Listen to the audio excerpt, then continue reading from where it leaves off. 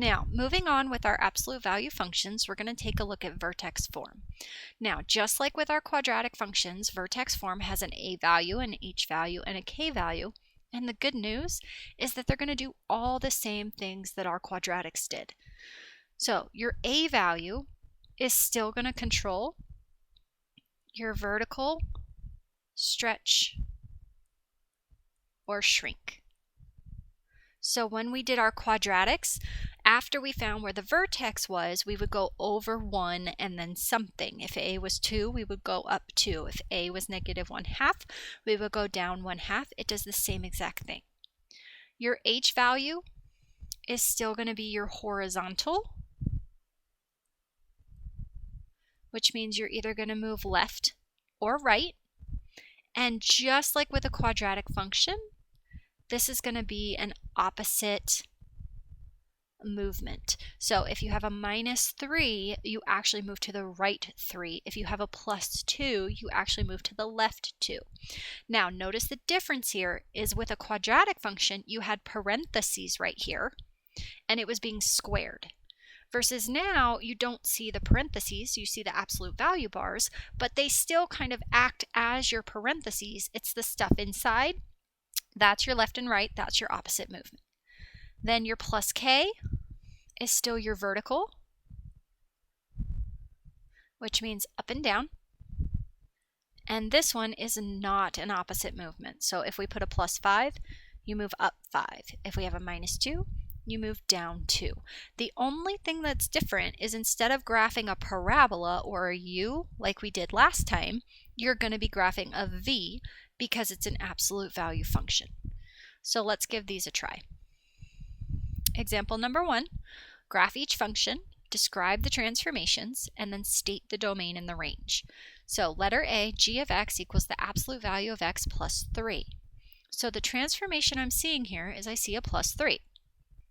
It's outside of the absolute value bars, which is telling me it's a k value, and a k value is going to move up or down.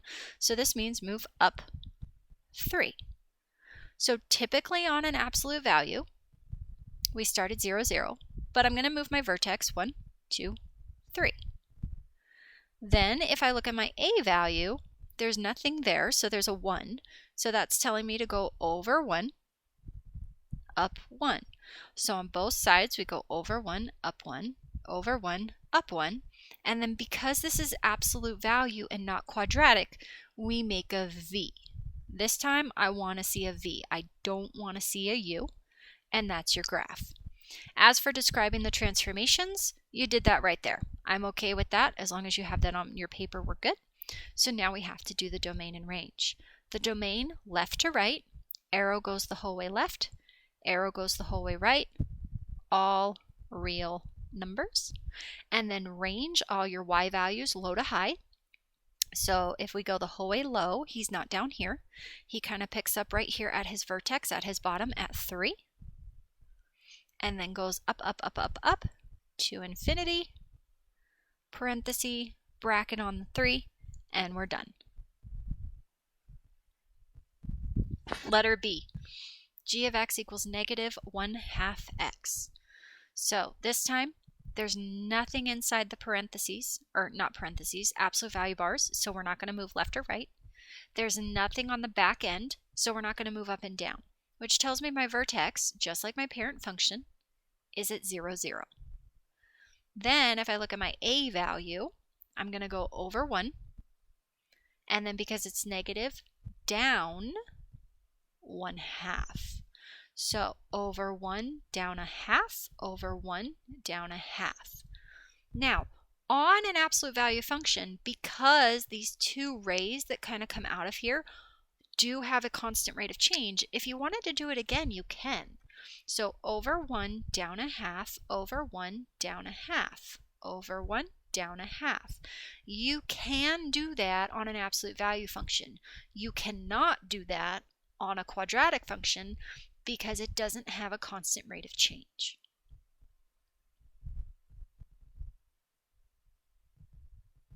And then there's your graph. And then right here is where you described your transformations. So the domain, all the x values from left to right, all real numbers. The range, low to high. So if we start low, this guy is pointing down. So he starts down at negative infinity. And then high, he comes up, up, up, up, up to 0. And then bracket, parenthesis, you're done. Letter C, m of x equals the absolute value of x minus 2. So I'm looking at this minus 2. It is inside the absolute value bars, which makes it an h value, which means we're going to be moving left or right.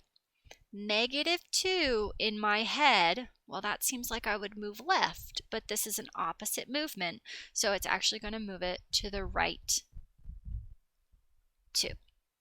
So I come, typically my vertex is at 0, 0. I'm going to move it right 2. And then if I look at my a value, there's really nothing there.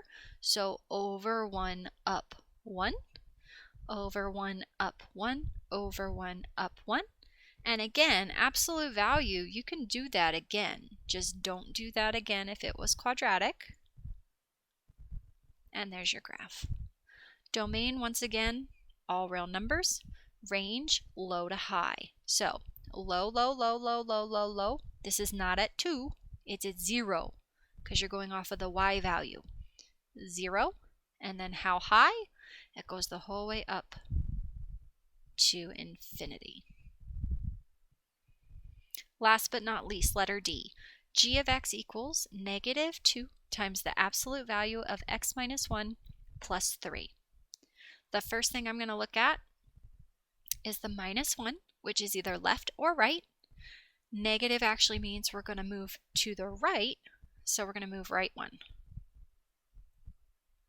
Plus 3, that's a k value. It's outside those absolute value bars, so up 3.